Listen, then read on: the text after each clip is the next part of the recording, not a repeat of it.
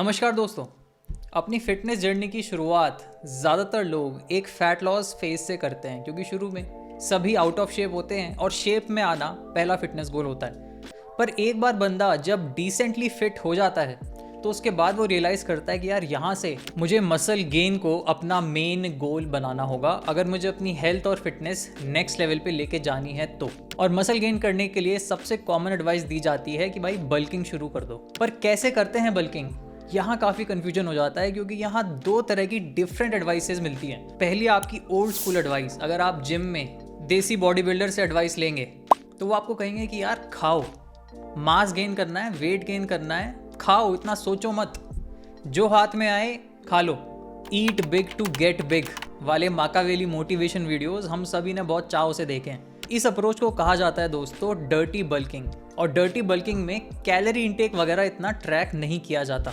वहीं दूसरे छोर पे मिलती है न्यू स्कूल एडवाइस। ये ग्रुप कहता है कि बल्किंग के दौरान भी अपना कैलोरी इंटेक उतने ही डिसिप्लिन से ट्रैक करो जैसे फैट लॉस में कर रहे थे, और एक कंट्रोल्ड कैलोरी सरप्लस में ही खाना है, कुछ भी अनशंट नहीं खाना है। इसे कहा जाता है लीन बल्किंग। तो यहाँ पे क्या सही तरीका है बल्किंग करने का, ओल्ड स्कूल डर्टी बल्किंग या फिर न्यू स्कूल लीन बल्किंग? किस तरीके से आप फास्टेस्ट स्पीड पे गेनिंग करेंगे, और कौन सी अप्रोच एक राइट अप्रोच है मसल गेन करने की एज अ नेचुरल लिफ्टर? सभी बातें डिटेल में जानने के लिए देखते रहिए वीडियो गाइस एंड तक। अच्छा, सबसे पहले मैं बल्किंग और बॉडी रिकॉम्पोजिशन इन दोनों में डिफरेंस क्लियर कर देना चाहूँगा। बल्किंग से यहाँ मेरा मतलब है कि आपको अपनी बॉडी पे नेट मास इंक्रीज करना है, और अगर आपको किसी भी सिस्टम में नेट मास इंक्रीज करना है तो आपको उस सिस्टम को एनर्जी प्रोवाइड करनी होगी। बॉडी को अगर फ्रेश मसल टिश्यू सिंथेसाइज करना है तो उसके लिए उसे एनर्जी चाहिए होगी। मास एनर्जी इक्विवेलेंस ये बेसिक फिजिक्स का लॉ है, E=mc²। बिना एनर्जी के मास सिंथेसाइज नहीं कर सकता कोई system out of thin air.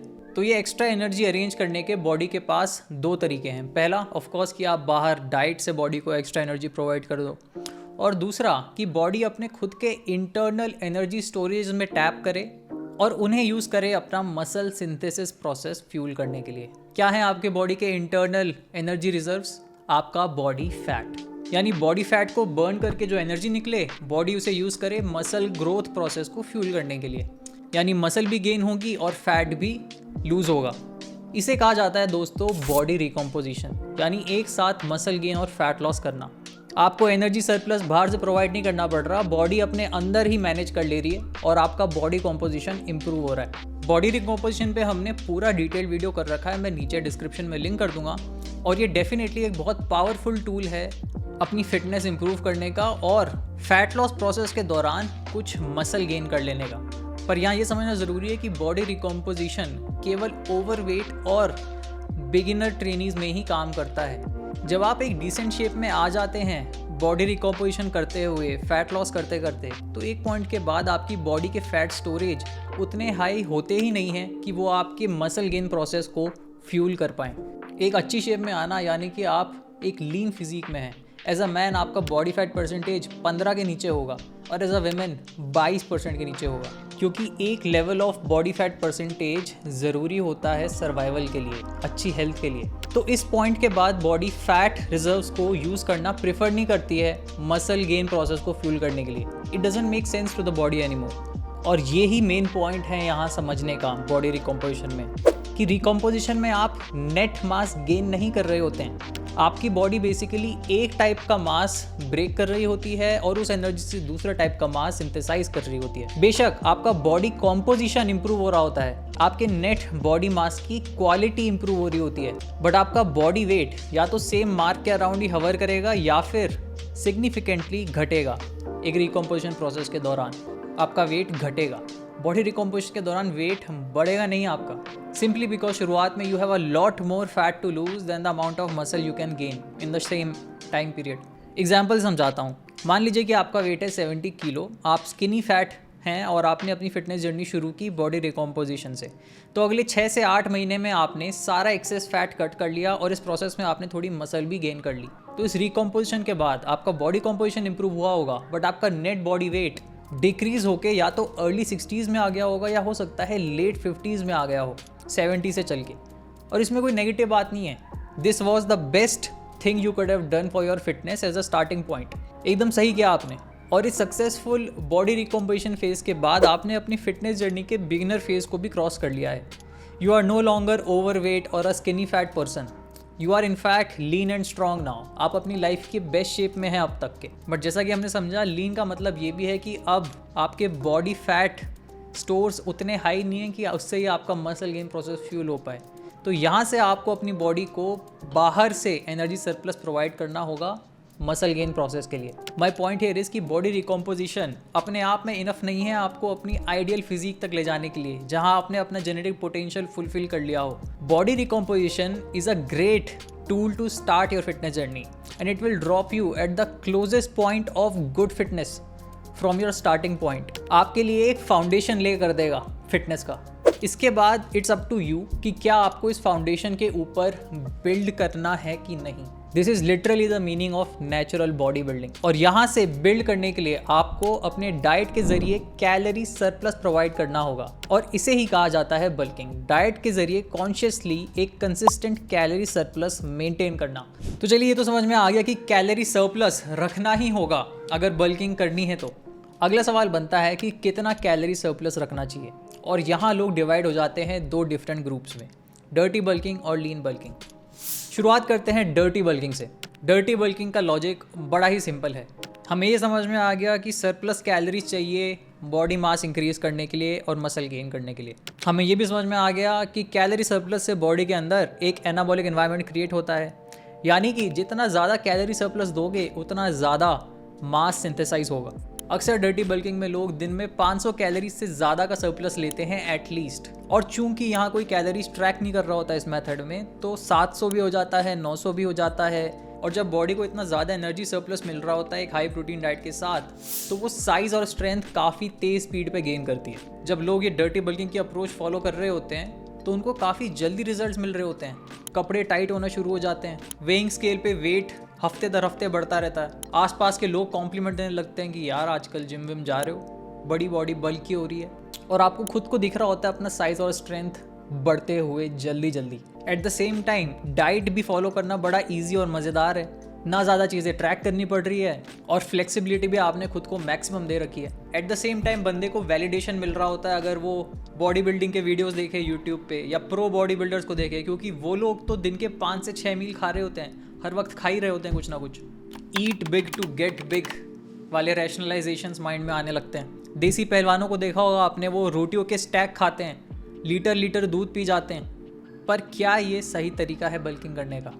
2013 में एक स्टडी हुई थी European journal of sports science में, और इस स्टडी में एथलीट्स को 2 ग्रुप में डिवाइड कर दिया गया था। पहले ग्रुप का एवरेज कैलोरी इंटेक था अराउंड 2960 कैलोरीज पर डे, वहीं दूसरे ग्रुप का एवरेज कैलोरी इंटेक रहा 3600 कैलोरीज पर डे। 12 हफ्ते तक दोनों ग्रुप्स ने ये डाइट फॉलो की और उसके बाद देखा गया कि ऑफकोर्स हाई कैलोरी वाले ग्रुप ने ज़्यादा बॉडी मास गेन किया, रफली 4% इंक्रीज हुआ बॉडी मास में।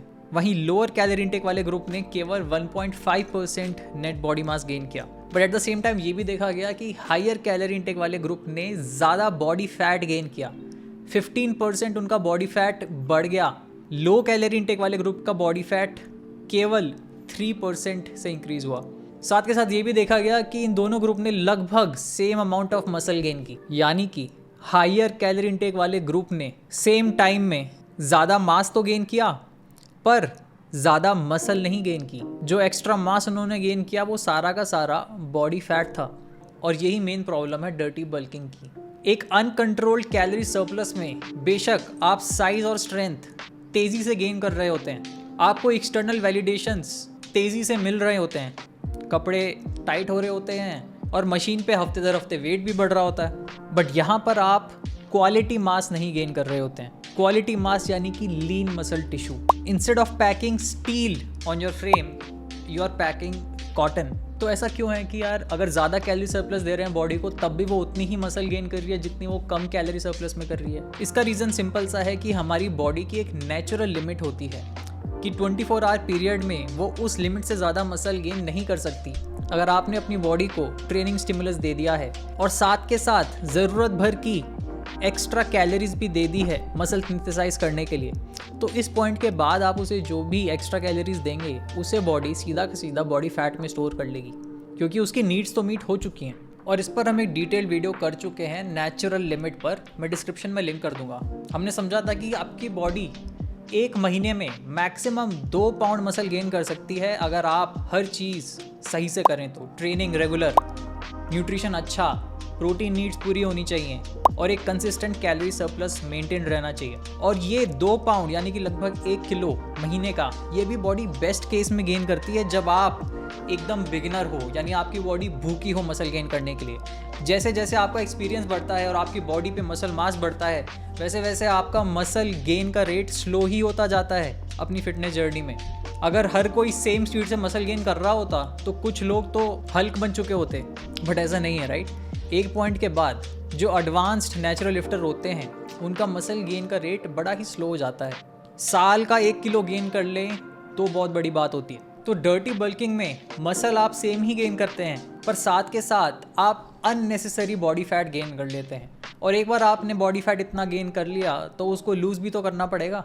मतलब बल्किंग करने के चक्कर में हम फिटनेस की राह से ही भटक ना जाएं, क्योंकि access body fat is the biggest risk for the most common health disorders, जैसे कि type 2 diabetes, blood pressure, heart problems. देखिए, एक बल्किंग प्रोसेस के दौरान आपकी बॉडी फैट गेन तो करेगी ही, हमें फैट गेन मिनिमाइज़ करना है, क्योंकि जितना ज़्यादा आपकी बॉडी फैट गेन करेगी बल्किंग के दौरान, उतना ज़्यादा टाइम लगेगा उस बॉडी फैट को कट करने के लिए, ताकि वापस आप एक अच्छी शेप में आ पाएँ और वापस आप उस प्लेटफॉर्म पे आ पाएँ जहाँ से आप मसल गेन पे फोकस कर पाएँ। यानी डर्टी बल्किंग प्रोसेस में आप कोई फास्ट स्पीड पे गेनिंग नहीं कर रहे हैं, इनफैक्ट उल्टा आपका वैल्यूबल टाइम और एनर्जी लॉन्ग टर्म में वेस्ट होगा अननेसेसरी वो बॉडी फैट कट करने में जो गेन करने की ज़रूरत थी ही नहीं। आगे बढ़ते हैं, बात करते हैं लीन बल्किंग की। हमें ये चमक चुका है अब कि बल्किंग का मतलब केवल मास गेन करना नहीं है। बल्किंग का मतलब है क्वालिटी मास गेन करना, यानी कि maximising lean muscle mass gain and minimising body fat gain. इसलिए मैं लीन बल्किंग को इनलाइटेंड बल्किंग भी कहता हूँ, क्योंकि जो लोग लीन बल्किंग तक पहुँचते हैं वो एक मैच्योर अंडरस्टैंडिंग डेवलप कर लेते हैं। यहाँ तक आते आते उन्हें कोई जल्दी नहीं है वेट बढ़ाने की। They are not in any hurry, they are not trying to outsmart the laws of nature. वो समझते हैं कि यार नेचर के लिए फास्ट या स्लो इन वर्ड्स का कोई मतलब नहीं होता। नेचर अपनी पेस पे काम करता है, आपका काम है यहाँ पे नेचर को बस अलाउ करना कि वो अपना काम कर पाए। आप नेचर को धक्का नहीं दे सकते हो कि वो आपकी इच्छाओं को फॉलो करे। जितना फास्ट आप चाहते हो उतने फास्ट रिजल्ट्स आपके लिए बनाए। The laws of nature will not cater to your whims. You have to be humble enough and you have to have a level of understanding for a successful lean bulk. Lean bulking में आपको results बिल्कुल भी तेज दिखाई नहीं देंगे। यहाँ आप एक कंट्रोल्ड कैलोरी सरप्लस यूज करेंगे, 10 to 15% का अबव योर मेंटेनेंस कैलोरीज। आपका कैलोरी सरप्लस बस उतना ही हाई होना चाहिए जितने में आपकी बॉडी का maximum muscle protein synthesis enable हो जाए। अक्सर जब मेरे कोई भी क्लाइंट एक बॉडी रिकॉम्पोजिशन या फैट लॉस फेज से लीन बल्किंग की तरफ ट्रांजिशन कर रहे होते हैं, तो मैं उन्हें ये एडवाइस देता हूँ कि यार आपको माइंडसेट अपना चेंज नहीं करना है। जो माइंडसेट आपने डेवलप किया है एक कटिंग प्रोसेस के दौरान, पोर्शन कंट्रोल का, कैलोरी बजट में खाने का, वही माइंडसेट आपको मेंटेन करना है अपनी बल्किंग में भी, तभी आपकी लीन बल्किंग हो पाएगी। हाँ, आपका कैलोरी बजट अब थोड़ा बढ़ जाएगा, आपके पास दिन में थोड़ा ज़्यादा रूम होगा फ्लेक्सिबिलिटी का, बट अब भी एक लिमिट है और आपको उस लिमिट के अंदर ही खाना है। पैर उतने ही पसारो जितनी चादर है, ये स्टेटमेंट अब भी लागू होता है। और दोस्तों, लॉन्ग टर्म फिटनेस के लिए यही ट्रू माइंडसेट है। आपको हमेशा पोर्शन कंट्रोल का सेंस रहना चाहिए अपनी फिटनेस जर्नी में। हमेशा आपकी कॉन्शियसनेस में एक कैलोरी बजट होना चाहिए। फूड के साथ एक हेल्दी रिलेशनशिप रह पाएगा। डर्टी बल्किंग में ये हेल्दी रिलेशनशिप नष्ट हो जाता है और इस कारण डर्टी बल्किंग में लोग कुछ इलॉजिकल बिलीफ सिस्टम्स नर्चर करने लगते हैं। इंटरनल डायलॉग्स उनके कुछ इस तरह हो जाते हैं कि मैं अभी डाइट पे नहीं हूँ, ये कैलोरी वैलोरी के बारे में तब सोचूंगा जब डाइट वाइट शुरू करूँगा। Logically this makes no sense.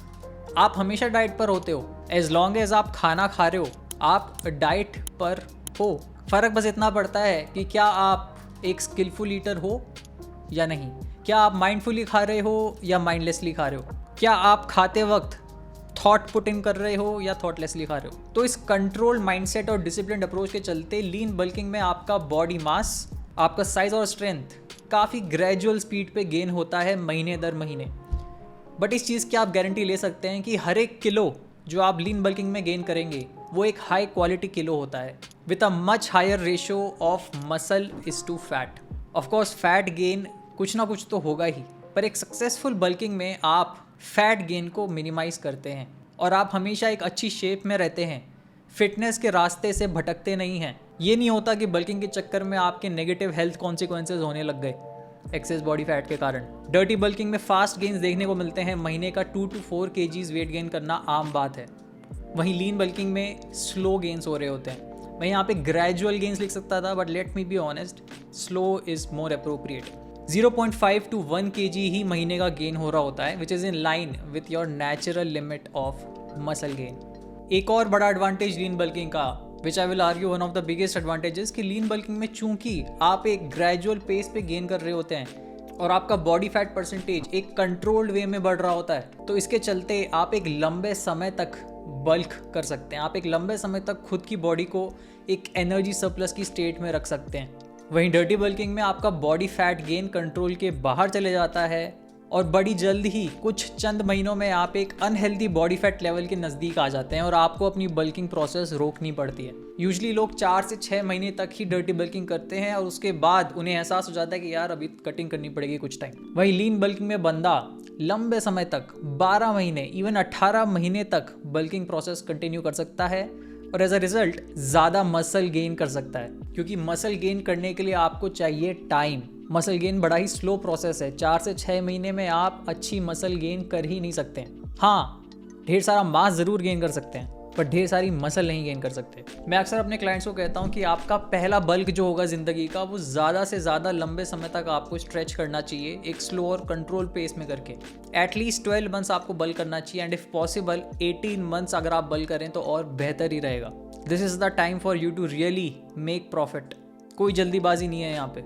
और ऑल्दो लीन बल्किंग में ज़्यादा टाइम लग रहा है डर्टी बल्किंग के कंपैरिजन में, 1 से 1.5 साल, बट लॉन्ग टर्म में लीन बल्किंग आपका टाइम वेस्ट नहीं कर रही है, इन्वेस्ट कर रही है। एक सक्सेसफुल लीन बल्क होने के बाद चूंकि आपने बहुत ज़्यादा फैट गेन नहीं किया होगा, इसका मतलब आपको फैट कट करने में भी बहुत ज़्यादा टाइम नहीं लगेगा और जल्दी से आप उस फैट को कट करके वापस एक नए फाउंडेशन लेवल पे आ जाएंगे।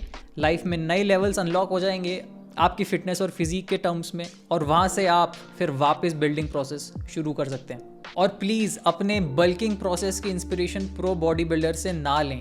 इसके 2 बड़े कारण हैं। पहला ये कि वो ऑलरेडी इतनी सारी मसल कैरी कर रहे होते हैं अपनी बॉडी पे, उनकी मेंटेनेंस कैलोरीज ही 4000 के करीब होती हैं। They have no other option but to eat big. उन्हें 5 से 6 मील्स दिन के खाने ही होते हैं।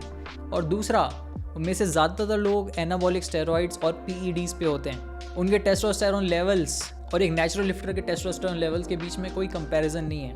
वो एक much higher calorie surplus use कर सकते हैं एक much higher amount of muscle gain करने के लिए without gaining a lot of fat. और ये चीज़ें बिल्कुल भी लागू नहीं होती हैं नेचुरल लिफ्टर और नेचुरल बॉडी बिल्डिंग के लिए। तो as a natural lifter it would be foolish for you to follow what your favourite pro body builder is following in terms of his diet और ट्रेनिंग। उम्मीद करता हूँ इस video से ये क्लियर हो गया होगा कि किसी भी इंटेलिजेंट नेचुरल लिफ्टर के लिए लीन बल्किंग करना ही बेस्ट ऑप्शन रहेगा ऑप्टिमल वे में मसल गेन करने के लिए, बिना टाइम और एनर्जी वेस्ट किए। साथ के साथ फूड के साथ एक हेल्दी रिलेशनशिप मेंटेन करते हुए और एक फिटनेस लाइफस्टाइल फॉलो करते हुए, एक हेल्दी बॉडी फैट परसेंटेज के अंदर ही ऑपरेट करते हुए, एक लंबी लीन बल्किंग फेज के बाद एक शॉर्ट कटिंग फेज, और ये प्रोसेस रिपीट करते करते आप अपनी बेस्ट फिजिक बनाते रहेंगे और अपने जेनेटिक पोटेंशियल के करीब जाते रहेंगे।